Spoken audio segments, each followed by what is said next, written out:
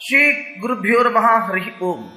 ಭಕ್ತ ಬಾಂಧವರೇ, ಪರಮ ಪೂಜ್ಯರು ಪ್ರಾತಸ್ಮರಣೀಯರೂ ಆಗಿರುವ ಶ್ರೀ ಶ್ರೀ ವಿದ್ಯಾಮಾನ್ಯ ಗುರುಗಳ ಜನ್ಮ ಶತಮಾನೋತ್ಸವ ನಿಮಿತ್ತವಾಗಿ ಸಿಡಿಗಳ ಮೂಲಕ 1000 ಕಥೆಗಳನ್ನು ನಿಮ್ಮೆಲ್ಲರಿಗೂ ಕೂಡ ಶ್ರವಣ ಮಾಡಿಸಲಿಕ್ಕೆ ಸಂಕಲ್ಪಿಸಿದ್ದೇವೆ. ಇದೊಂದು ವಿಶಿಷ್ಟ ರೀತಿಯ ಜ್ಞಾನಸತ್ರ. ಪ್ರಕೃತ ಈ ಸಿಡಿಯಲ್ಲಿ ಶ್ರೀಮದ್ ಭಾಗವತ ಸಪ್ತಾಹವನ್ನು ತಮಗೆ ಶ್ರವಣ ಮಾಡಿಸ್ತಾ ಇದ್ದೇವೆ. ಶುಕಮುನಿಗಳು ಪರೀಕ್ಷಿತರಾಜರಿಗೆ 7 ದಿವಸಗಳಲ್ಲಿ ಯಾವ ದಿವಸ ಎಷ್ಟೆಷ್ಟು ಕಥೆಗಳನ್ನು ಹೇಳಿದಾರೋ ಆಯಾಯ ದಿವಸದಲ್ಲಿ ಅಷ್ಟೇ ಕಥೆಗಳನ್ನು ಹೇಳಿ ಮುಗಿಸುವ ವಿಧಾನ ಈ ಶ್ರೀಮದ್ ಭಾಗವತ ಸಪ್ತಾಹ. ಒಂದು ದಿವಸದ ಕತೆ ಸುಮಾರು 2 ಗಂಟೆ ಹೊತ್ತಿನಲ್ಲಿ ಅನುವಾದ ಮಾಡಲಾಗಿದೆ. ಈ 7 ದಿವಸಗಳ ಕಾಲ 2 ಗಂಟೆ ಹೊತ್ತು ಬಿಡುವು ಮಾಡಿಕೊಂಡು ಈ ಪರ್ವಕಾಲದಲ್ಲಿ ಶ್ರೀಮದ್ ಭಾಗವತ ಸಪ್ತಾಹವನ್ನು ಶ್ರವಣ ಮಾಡಿ ಎಲ್ಲರೂ ಕೂಡ ಹರಿವಾಯು ಗುರುಗಳ ಕೃಪೆಗೆ ಪಾತ್ರರಾಗಬೇಕು ಎಂಬುದು ನಮ್ಮ ಒಂದು ಅಪೇಕ್ಷೆ. ಹಳ್ಳಿಗಳಲ್ಲಿ ಮನೆಗಳಲ್ಲಿ ವಿದ್ವಾಂಸರು ಬಂದು ಸಪ್ತಾಹ ಮಾಡುವುದು ಕಷ್ಟದಾಯಕ. ಎಲ್ಲೆಲ್ಲಿ ಭಾಗವತ ಸಪ್ತಾಹ ನಡೆಯುತ್ತೋ ಅಲ್ಲಲ್ಲಿ ವಿದ್ವಾಂಸರು ಮಾಡಿಯೇ ಮಾಡ್ತಾರೆ. ಆದರೆ ಎಲ್ಲಿ ಪ್ರವಚನ ಕರ್ತರು ಬರಲಿಕ್ಕೆ ಅನುಕೂಲವಾಗಲಿಲ್ಲ ಅಂತಹ ಕಡೆಗಳಲ್ಲೂ ಕೂಡ ಈ ಪರ್ವಕಾಲದಲ್ಲಿ ಶ್ರೀಮದ್ ಭಾಗವತ ಸಪ್ತಾಹ ಶ್ರವಣ ನಡೆಯಲಿ ಎಂಬ ದೃಷ್ಟಿಯಿಂದ ಈ ಸಿಡಿ ಮೂಲಕ ಜ್ಞಾನಸತ್ರ ಮಾಡ್ತಾ ಇದ್ದೇವೆ. ಭಾದ್ರಪದ ಮಾಸದ ನವಮಿಯಿಂದ ಹುಣ್ಣಿಮೆಯ ತನಕ ಈ ಅವಧಿಯಲ್ಲಿ ಶುಕಮುನಿಗಳು ಪರೀಕ್ಷಿತರಾದರಿಗೆ ಶ್ರೀಮದ್ ಭಾಗವತ ಸಪ್ತಾಹ ಮಾಡಿದರು.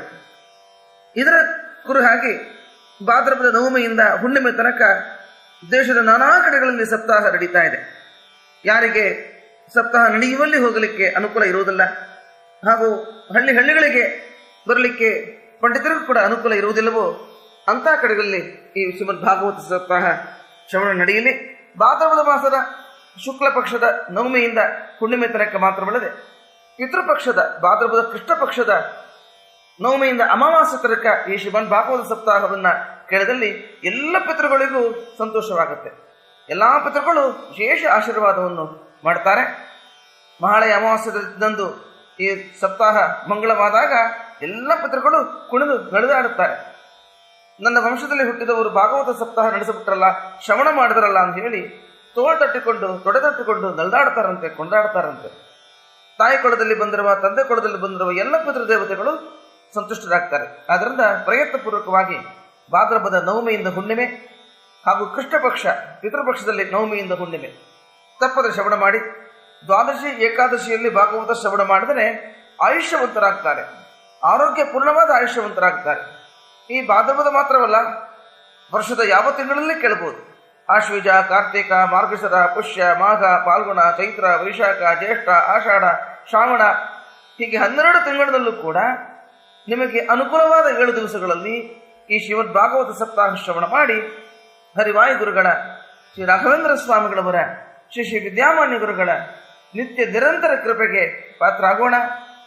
ಬನ್ನಿ, ಈಗ ಒಂದೊಂದೇ ಕಥೆಯನ್ನು ಕೇಳಲಿಕ್ಕೆ ಶುರು ಮಾಡೋಣ.